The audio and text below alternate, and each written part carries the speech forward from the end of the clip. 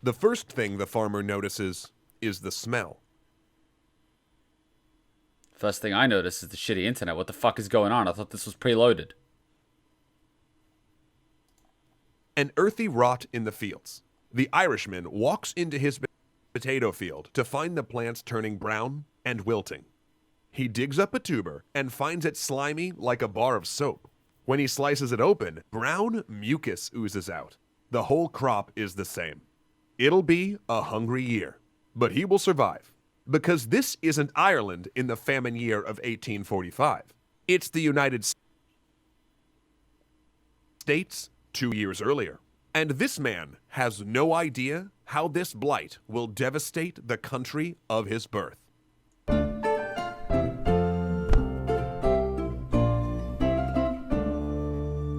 The Irish potato famine ranks as one of Europe's worst agricultural disasters. An event so momentous that it not only defined a generation, it scattered a people to the winds. When the Blight arrived in 1845, Ireland had a population of 8.2 million. Within a decade, though, a third of it was gone. Around 1.1 million died from starvation and disease, while 2 million immigrated abroad. Actually, you know what? Strike that. Immigration isn't the right word. It was flight, plain and simple, an evacuation.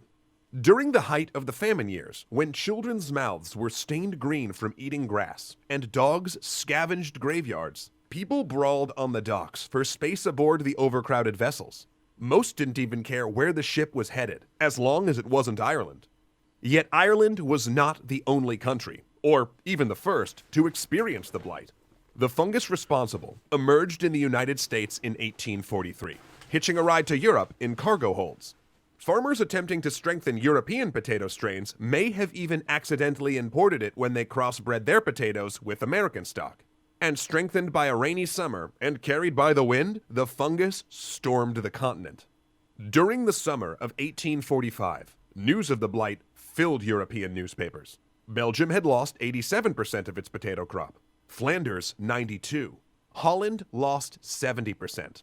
Germany and France got off relatively light, only losing a fifth of their harvest. Rumors of starvation leaked out of Russia and Poland, while English farmers saw similar devastation. Governments prepared for a season of hunger and instability. The potato, after all, was the staple diet of Europe's emerging industrial working class. This miracle plant, imported from Peru, could produce 2 to 4 times more calories per acre than grain. Cheap and easy to prepare, it allowed Europe's shrinking agricultural sector to feed its booming manufacturing workforce. And between 1750 and 1850, the European population nearly doubled, partially due to the potato.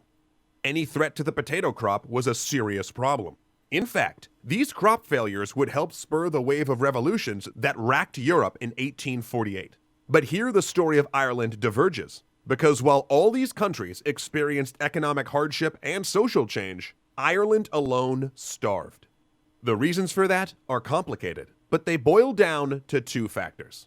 The first was a land system that made Ireland uniquely vulnerable to a crop failure. And the second factor was human. A group of British leaders governing from London who saw the famine relief as a vehicle for reforming the Irish economy and instructing the people's moral character. Throughout the crisis, British policymakers would make economic reform their primary objective, with saving lives as a distant secondary goal. The Blight indeed was, as British politicians argued, an act of God, unstoppable and inevitable. The famine, by contrast, was the work of men. But that was still to come. In the summer of 1845, British Prime Minister Sir Robert Peel was tracking reports of blight. He worried about it striking England, of course, but he knew that if it took hold in Ireland, the result would be catastrophic. Technically, Ireland had been a part of the United Kingdom of Great Britain and Ireland since 1801, but in a practical sense, it had been the very first step in the British colonial empire. The English had ruled it directly or indirectly for centuries. In that time, the British Crown had gradually dispossessed native Irish Catholic families, confiscating their land and gifting it to English and Scots Protestants who were considered more reliably loyal, while Catholic countries sponsored a series of Irish revolts against the Protestant English, and tensions grew. The climax came when Oliver Cromwell reconquered Ireland after a rebellion, completing the process of land confiscation and totally replacing Irish landowners with English and Scots, the so-called Anglo-Irish. And it was bloody. Conservative estimates suggest that Cromwell's invasion, along with the famine it caused, may have killed 10% of the Irish population. To prevent another uprising, Cromwell and later British governments passed a series of penal laws restricting Catholic rights. Catholics could not hold public office, own firearms, or be admitted to the bar as lawyers. They couldn't own a horse worth over £5, vote, teach school, or marry a Protestant. There were restrictions on how they could own land, and when willing land to children, they couldn't give it intact to the eldest, and had to break it up equally among all their children. Churches couldn't be built of stone, and had to sit far from roads, and they couldn't attend universities at home or abroad, and 80% of the Irish population was Catholic. These laws were designed to bar Irish Catholics from all forms of political and economic advancement, and while they were gradually repealed, the last vanishing in 1829, it would take generations for the Irish to recover economically.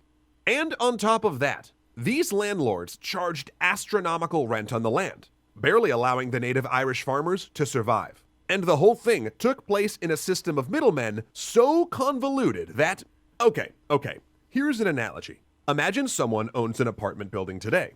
That's the landowner. They don't want to manage it, so they pass it off to a middle person to manage. Now the middle person wants to make a profit and knows there's a lot of demand, so they jack up the rent. And to make more profits, they subdivide some of the larger apartments into smaller ones.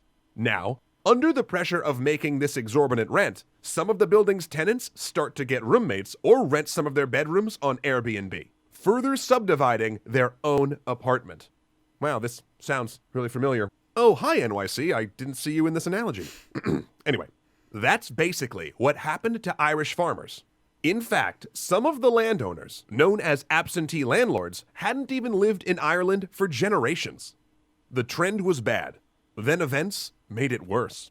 During the Napoleonic Wars, Irish goods suddenly became a major part of British imports, as the war cut off suppliers in France. Things improved for the Irish, with many turning to new manufacturing jobs.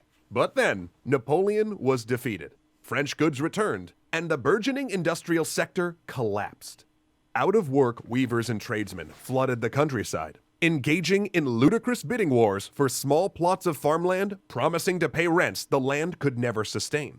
Irish farmers began cultivating land that had never been farmed before: rocky hillsides, beaches, and bogs. The land, subdivided already through the inheritance laws and the greed of landowners, got subdivided further. And middlemen for those landlords, increasingly disappointed with returns from potato farmers, evicted whole villages to use the land for cattle raising, which squeezed the farmers even further. By 1841, 45% of all agricultural holdings were under 5 acres, a consequence of population explosion paired with a land system that depended on chains of landlords, often 3 or 4 deep, leading back to England. Only one thing allowed people to survive. You guessed it, the potato. A single acre of potato plants could produce 6 tons of crop per year, enough to feed a family of 6. No other crop provided such a yield. But many Irish families were larger than that, and the rent still had to be paid. In the decades leading up to the famine, the shrinking plots of land gave most no more than a subsistence living. Ireland was already the poorest country in Europe. Before the subdivision, most families at least had a cow. But in the decades before the famine, the more expensive cow disappeared, replaced by a pig. Milk, butter, eggs, and herring disappeared from the peasants' diets. Cash crops like barley and oats vanished, replaced by more potatoes. Visitors were shocked at the depth of Irish poverty. The majority of the country went shoeless, and many in the countryside wore literal rags. In towns, landless workers lived by the pawn shop, pawning their Sunday clothes after attending church, buying them back on Friday payday, wearing them to church again, and then repeating the cycle. But those same visitors were often astounded by the peasants' hardiness. Irish peasants were strong and often good-looking. Scientific testing, so popular in the Victorian age, found that the average Irish peasant was both taller and stronger than both English and Belgian ones. and it was due to their diet, eating nutritious, vitamin-filled potatoes 3 meals a day. But in August of 1845, Irish farmers walked into their fields and smelled rot. Aw. The Blight was in Ireland, but London had a plan to use this crisis to remake Ireland. What? A plan that would bring down Prime Minister Peel. Dude. That is fucked up. When you look at history, like England and the British Empire, what the fuck, man? What the fuck? Oh my god. Okay, I promised we'll break it up. Whoa, that is... Shit, that's heavy. It just makes you feel horrible. And then there's actual people that were like, oh, I don't give a fuck about people starving. I just want more rent money. And it's like, are you fucked up in the head or something?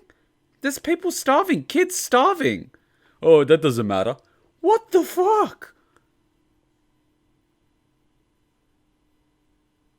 That is fucked up.